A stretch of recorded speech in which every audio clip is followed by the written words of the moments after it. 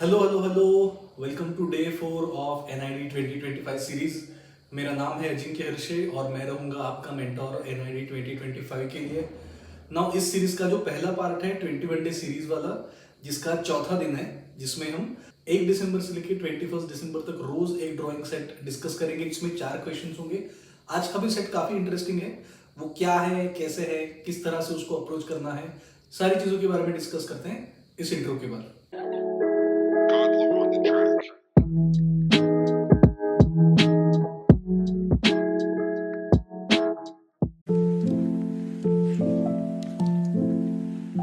Alright, सो आज के set में जो पहला क्वेश्चन है विजुअल कम्युनिकेशन डिजाइन का, वो कुछ इस तरह से है। In the given space 8 centimetre by 8 centimetre, create an abstract और representational visual illustration using basic geometrical shape and organic forms that depicts the opposite meaning of the words given below. Color the opposite visuals in the appropriate color palette.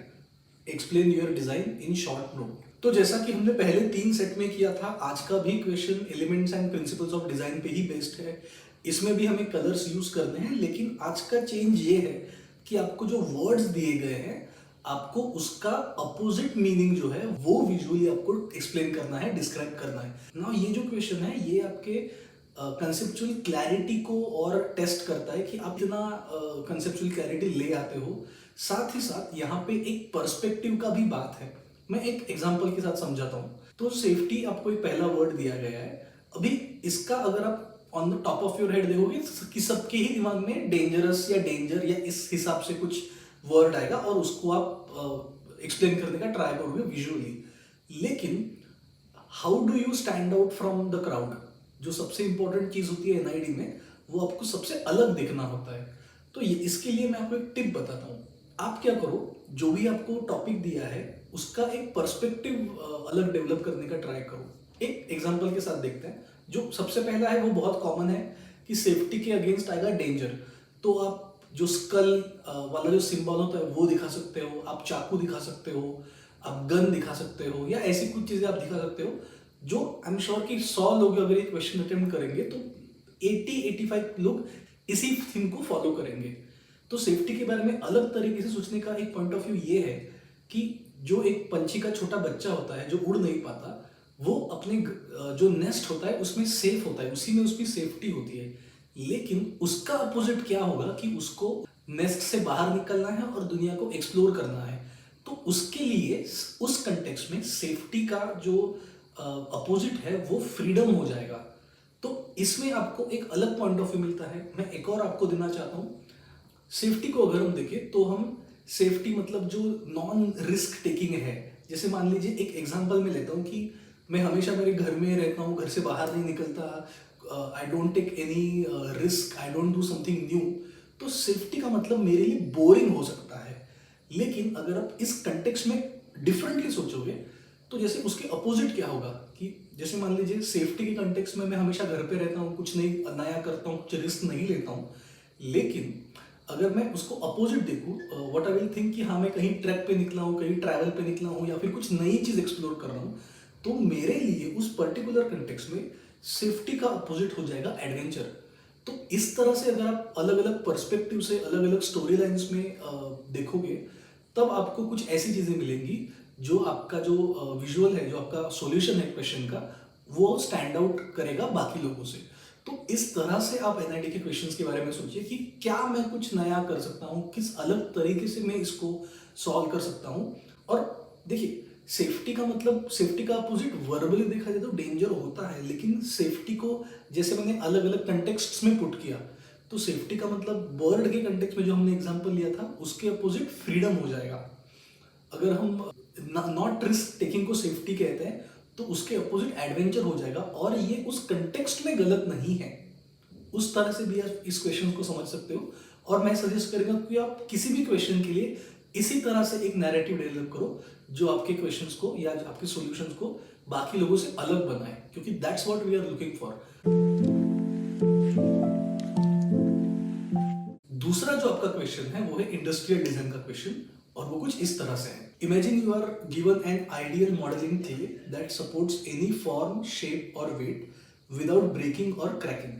Using the modelling clay, How would you depict the following emotions in a three-dimensional sculpture?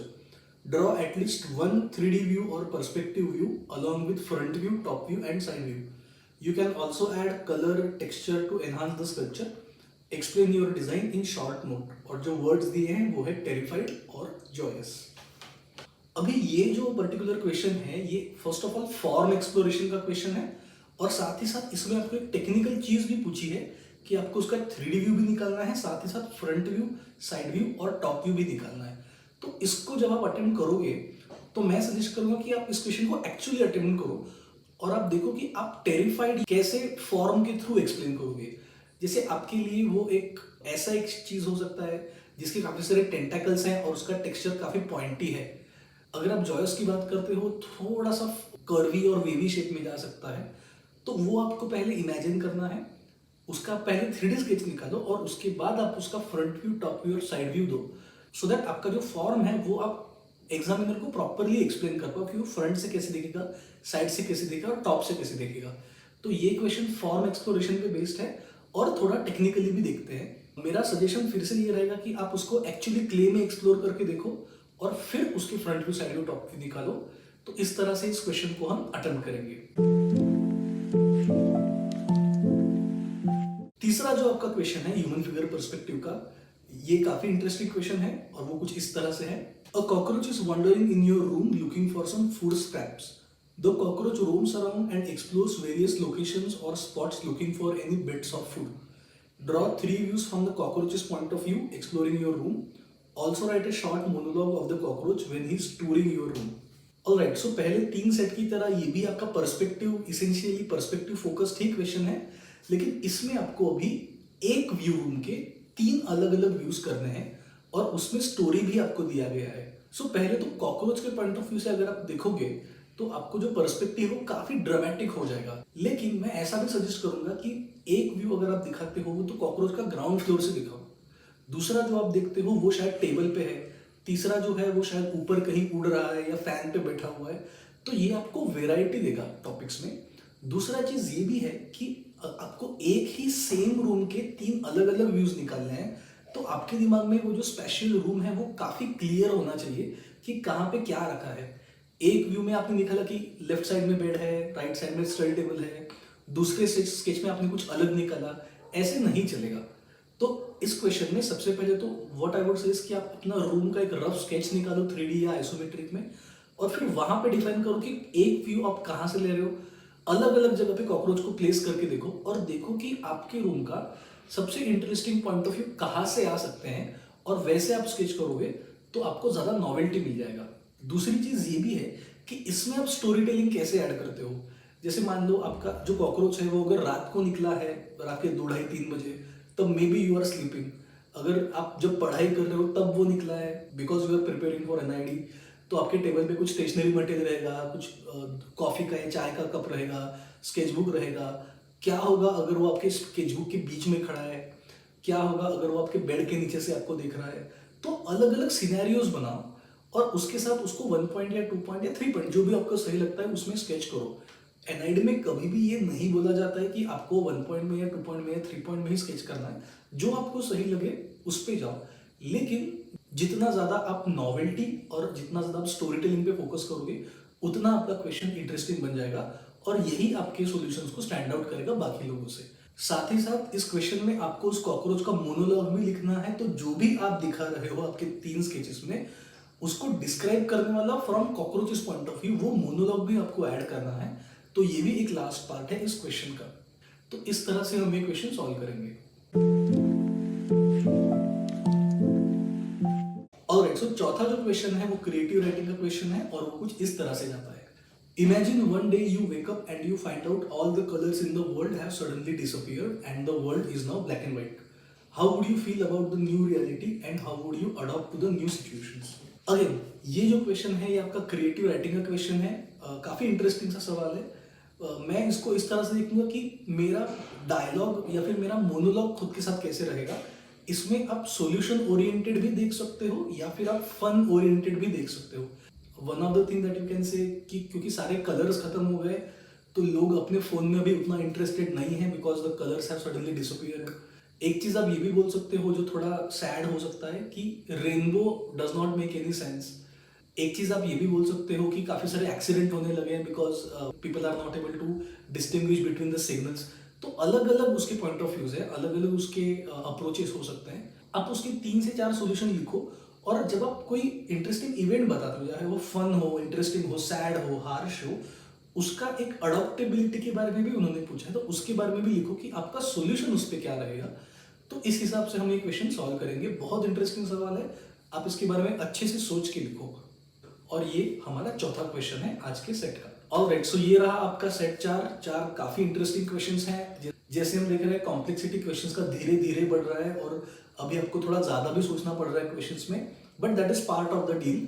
हमें ऐसे ही 21 days तक हमारा skill level, thinking level आगे धीरे धीरे बढ़ाते रहना है। तो ये सीरीज इसी तरह कंटिन्यू होगा। आपको क्वेश्चंस आपकी स्क्रीन पे हैं, अगर आप स्केचबुक पे करना चाहो तो आप यहीं से कर सकते हो, लेकिन अगर आपको एग्जाम ओरिएंटेड फील चाहिए तो डिस्कॉर्ड पे जाओ, लिंक नीचे दिया हुआ है, वहां से पीडीएफ डाउनलोड करो, उसको प्रिंट करो और उसमें सॉल्व करो। कि जैसे भी आप सॉल्व करते हो कोई टेंशन नहीं है, लेकिन अगेन मेरा रिकमेंडेशन रहेगा कि आप आपके जो सॉल्यूशंस हैं वो आप डिस्कॉर्ड कम्युनिटी पे डालो, बाकी लोगों का काम देखो, कमेंट करो, रिव्यू करो, एक दूसरे से इंटरेक्ट करो। जो हम क्रिएटिव कम्युनिटी का बात कर रहे थे वो भी हम एक अच्छी तरीके से बिल्ड कर पाएंगे। Alright, so that's been my time today. आपको ये वीडियो कैसा लगा, ये सेट कैसा लग रहा है, आप मुझे डेफिनेटली बताओ। आपको इस सीरीज से कुछ हेल्प हो रही है या नहीं, मुझे प्लीज कमेंट्स में बताओ। वीडियो को लाइक कर दो, शेयर कर दो, सब्सक्राइब कर दो, और मैं आपसे मिलता हूँ कल 5वें सेट के साथ 4 नए क्वेश्चंस। और तब तक जॉइन द क्रिएटिव डायलॉग।